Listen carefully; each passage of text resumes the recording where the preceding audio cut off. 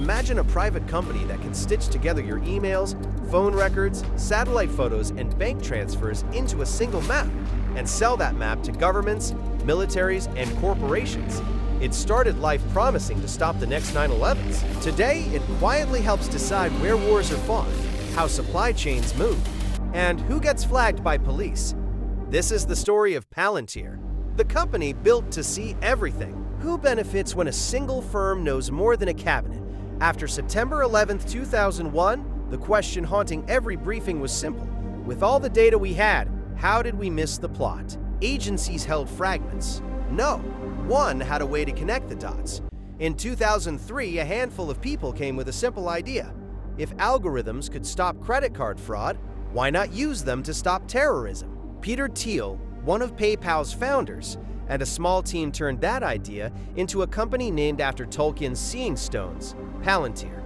Early on, they pitched a bold claim: fuse messy, siloed data, passports, field reports, CCTV satellite feeds, phone records, into one searchable visual platform. Find the patterns humans miss. Their first major product, Gotham, was a map for intelligence, link analysis, timeline reconstruction, fast filtering. If you wanted to see a network, who met whom, when, and for how long, Gotham made it visible. Deployed in Iraq and Afghanistan, it was described by troops as the tool that saved lives, locating IED networks, tracing money flows, turning thousands of spreadsheets into one living picture. Special operators and analysts embraced it. Commanders noticed. So did the Pentagon. But Palantir didn't fit the usual Washington molds.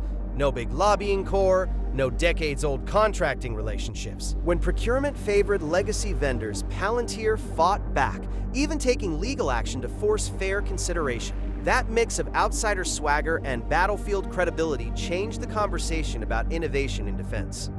With success overseas came new buyers closer to home. Immigration enforcement and homeland security agencies began using the same tools originally intended for counterterrorism. Data fusion that found bomb networks could also locate human networks, immigration patterns, social ties, travel history. That pivot split people inside and outside the company. For some engineers, it felt like mission creep. We built this to stop terror, not to target families. Civil rights groups saw a more alarming picture, a private platform enabling intrusive surveillance at scale. Protests mounted, internal letters leaked, and debates about ethics grew louder. Palantir's defenders answered, "The tool doesn't make decisions, humans do."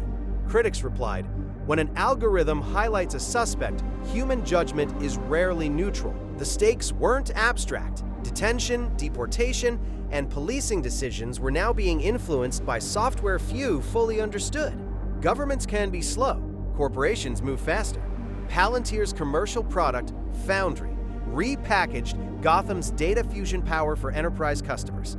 Instead of battlefield intelligence, think supply chains, clinical trials, drilling sites. Instead of analysts and fatigues, think CEOs and logistics chiefs. Foundry ingests an organization's entire data estate and offers recommendations: move inventory, shut a plant, prioritize shipments. It promises speed and clarity. What used to take months in spreadsheets can now be decided in a boardroom with a confidence that looks like certainty. That's the rub. Many customers don't fully understand how the system reaches conclusions. Palantir sells trusted recommendations, not just dashboards. In crises, like the COVID pandemic or a sudden supplier collapse, decision makers leaned on Foundry because it gave answers fast. But what happens when an opaque private model nudges national health policy or corporate livelihoods? Who audits that nudge? When Russia invaded Ukraine in 2022, Palantir was there again, not with soldiers, but with data. The company provided mapping, logistics, and prediction tools to help track supply lines, forecast strikes, and coordinate relief. For some, this was humanitarian and strategic aid. For others, it was a reminder that data is now a real weapon on the battlefield. Palantir openly brands parts of its stack as AI for warfighting, faster targeting, better logistics, real-time decision support. That capability can save lives and change outcomes. It also concentrates destructive power behind code and interfaces controlled by a handful of engineers and a board of directors.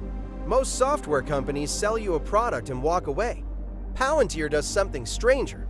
They send in people, They're called Forward Deployed Engineers, or FDEs, and they're the reason Palantir keeps winning contracts no one thought it could. An FDE doesn't sit in Palo Alto writing code. They embed inside a hospital, a battalion, a bank, or a ministry. They learn the client's workflow, their politics, their pain points, and then they bend Palantir's software around it. By the time they leave, the client can't function without it. It's part consultant, part spy, part missionary. One former FDE described the job as showing up at a Fortune 500 with a laptop and rewriting how the company thinks in 6 weeks. Another said it more bluntly, "We don't sell software, we sell dependency." Palantir doesn't just install a tool, it rewires the institution around itself. Once Foundry or Gotham is sitting at the center of your operations, ripping it out costs more than keeping it. The lock-in isn't technical, it's organizational. In early 2020, as COVID-19 overwhelmed governments, Palantir saw an opening. Within weeks, the company was helping the U.S. Department of Health and Human Services track hospital capacity, ventilator supply, and vaccine distribution.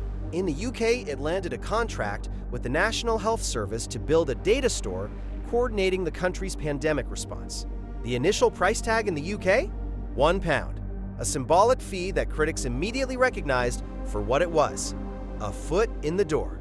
Within 2 years, that £1 contract had grown into a deal worth nearly £500 million, giving Palantir central access to the health records of tens of millions of Britons. Doctors, privacy groups, and members of parliament raised alarms. The NHS holds some of the most intimate data a state can possess.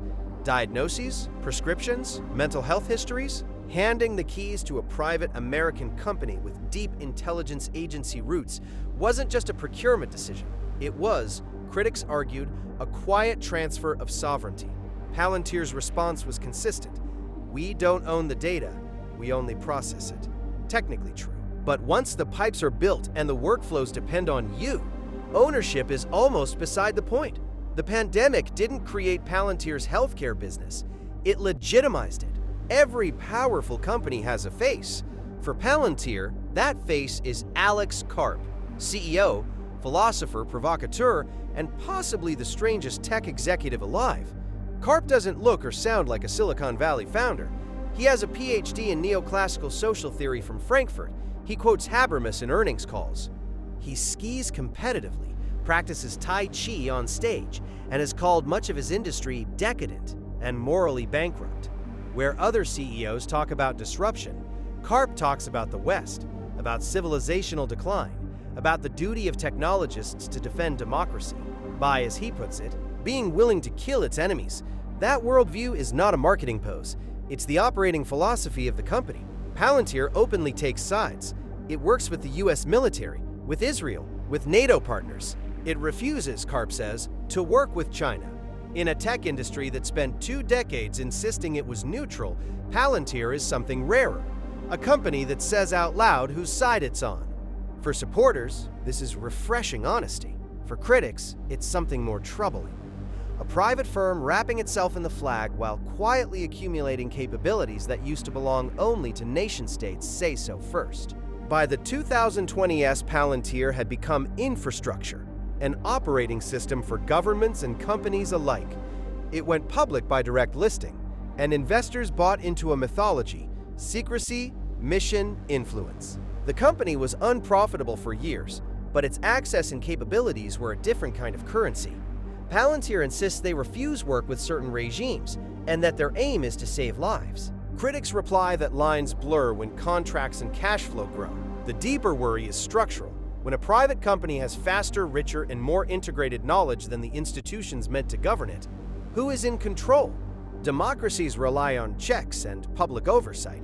A black box with geopolitical reach is hard to check. The tool began as an answer to who did this and why. Now, it helps shape what happens next. That's the power and the danger. The more we hand over decisions to models and platforms, the more urgent become the questions of transparency, auditability, and democratic accountability. Palantir started with a promise to prevent catastrophe. Today, it offers unprecedented clarity and unprecedented influence. The question we leave you with is simple. Who watches the watchers?